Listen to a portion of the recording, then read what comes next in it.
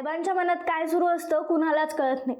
हे विधान शरद पवारांचे कार्यकर्ते नेहमीच करत असतात आणि ते खरं आहे, कारण शरद पवार म्हणजे महाराष्ट्राला पडलेले एक स्वप्न आहे, राजकारणातलं एक कोड आहे आणि एक अनप्रेडिक्टेबल व्यक्तिमत्व आहे. केंद्रीय मंत्रिपदापासून ते महाराष्ट्राच्या सत्ताकरणातील अनेक महत्त्वाचे निर्णय घेणारा नेता म्हणून त्यांची ओळख आहे.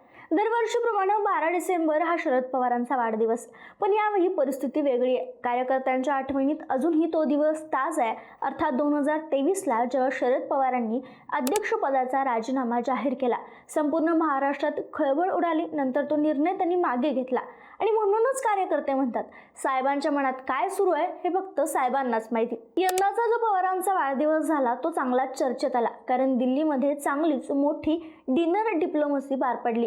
पण खरी चर्चा झाली ती एका गोष्टीवर, अजित पवार आणि शरद पवार यांची एकांतात झालेली 20 मिनिटाची भेट. आणि मग राजकीय वर्तुळात लगेच प्रश्न उठले, हे 20 मिनिटं नेमकं कशासाठी असतील? काय बोलणं झालं असेल?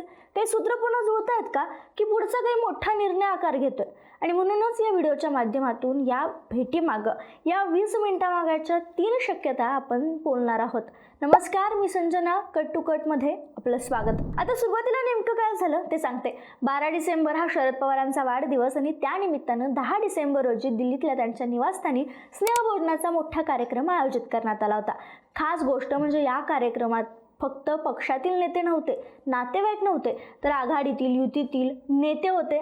इंडिया आघाडीमधले महत्त्वाचे नेते होते. राहुल गांधी, प्रियंका गांधी आणि दिग्गज नेते उपस्थित होते. पण याहून जास्त चर्चा झाली ती म्हणजे उद्योगपती गौतम अदानी यांची उपस्थिती, जी लक्ष वेधून घेणारी ठरली. आणि आश्चर्य म्हणजे अजित पवार गटातील नेतेही या कार्यक्रमाला उपस्थित होते. प्रफुल्ल पटेल यांनी तर शरद पवारांसोबतचा कॅन्डिड फोटो देखील पोस्ट केला.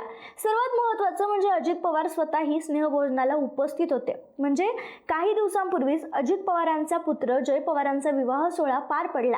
त्या लग्नाला पवार कुटुंबातील अनेक जण उपस्थित नव्हते. पण महाराष्ट्रात हिवाळी अधिवेशन सुरू असतानाही विधानसभेचं कामकाज संपवत अजित पवारांनी दिलेल्या हजेरी लावली आणि दिल्लीला शरद पवारांच्या स्नेहभोजनासाठी पोहोचले. आता बघा, शिवसेनेत पडलेले फूट आणि राष्ट्रवादीत पडलेले फूट हे वरकरणी जरी साम्य वाटत असलं ना, तरी पुढे घडलेल्या घटना मात्र दोन्ही वेगवेगळ्या आहेत. म्हणजे शिवसेना फुटल्यानंतर एकनाथ शिंदे आणि उद्धव ठाकरे कधी एकत्र आले नाहीत, त्यांचे संबंध पूर्णपणे तुटले. पण दुसरीकडं कुटुंब वेगळं आणि राजकारण वेगळं, या कारणावर दोन्ही पवार सतत भेटत राहिले, एकमेकांच्या कार्यक्रमांना जात राहिले, कार्यकर्तेही भेटत होते. त्यामुळे जेव्हा जेव्हा दोन्ही पवार एकत्र दिसले तेव्हा चर्चांची मालिका सुरूच राहिली.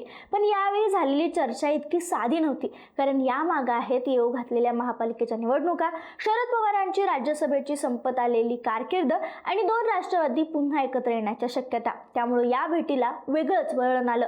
चला, आता या भेटीत नेमकं काय काय दडलं असेल, या संपूर्ण घडामोडीच्या पार्श्वभूमीवर 3 शक्यतांवर आता आपण बोलूयात. पहिली शक्यता म्हणजे शरद पवारांची संपणारी राज्यसभेची कारकीर्द. शरद पवारांना देशातील एक अनुभवी नेते म्हणून ओळखलं जातं. महाविकास आघाडीला एकसंध ठेवणं असो की इंडिया आघाडीत महत्त्वाची भूमिका बजावणं, वेगवेगळ्या पक्षांना एकत्र बांधून ठेवण्याचं काम ते आजही सहजपणे करतात, ज्यामुळं त्यांचा अनुभव इथं कामी येतो.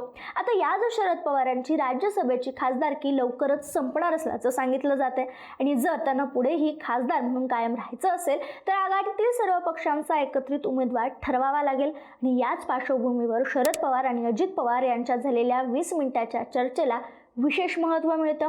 कारकीर्द किंवा कार्यकाळ संपल्यानंतरही काही राजकीय शक्यता उभा राहू शकतात का? अजित पवारांच्या बाजूने काही हमीचे शब्द दिले गेले का?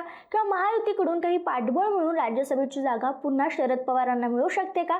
अशा अनेक शक्यतांवरच या गुप्त चर्चेत बोलणं झालं असावं अशी शक्यता वर्तवली जाते. दुसरी शक्यता म्हणजे येऊ घातलेल्या महापालिका निवडणुका. म्हणजेच शरद पवारांनी आधीच सांगितले, भारतीय जनता पक्ष वगळता गरज असेल तिथं युती करा. अशा युत्याही यंदाच्या निवडणुकीत पाहायला मिळाल्या. पण खरा विषय आहे महापालिकेचा आणि त्यातही विशेषतः पुणे आणि पिंपरी चिंचवड या 2 महत्त्वाच्या महानगरपालिका.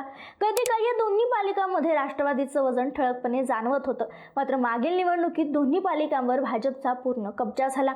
यावेळी जर दोन्ही राष्ट्रवादी अर्थात शरद पवार गट आणि अजित पवार गट एकत्र निवडणूक लढवले तर त्याचा फायदा दोघांनाही होऊ शकतो असं कार्यकर्त्यांचं मत आहे. महापालिकाबाबतच्या चर्चेचा पाया घालण्यासाठीच ही 20 मिनिटाची भेट महत्त्वाची ठरते अशी दुसरी शक्यता वर्तवली जाते. आणि तिसरी शक्यता म्हणजे दोन्ही राष्ट्रवादी पुन्हा एकत्र येण्याची.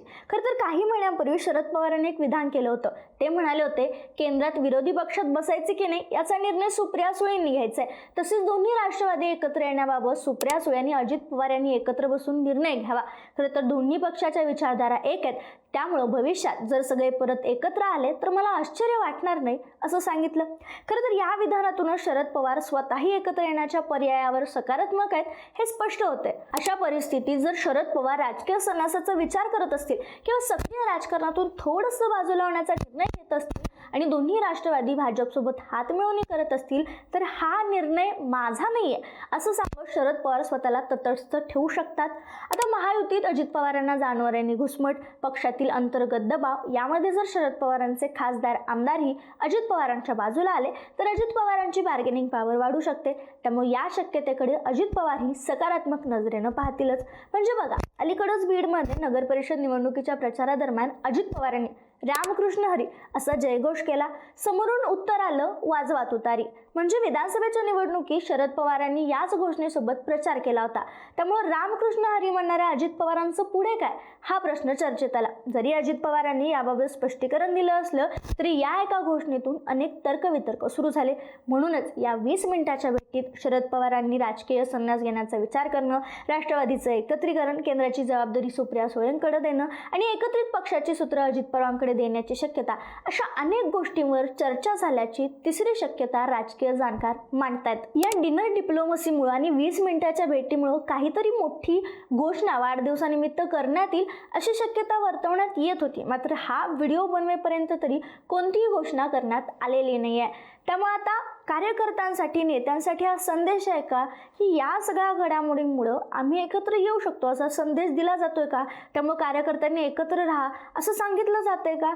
ही शक्यता देखील वर्तवण्यात येते. मात्र या सगळ्यावर तुमचं मत काय? कमेंटमध्ये आम्हाला कळवायला विसरू नका.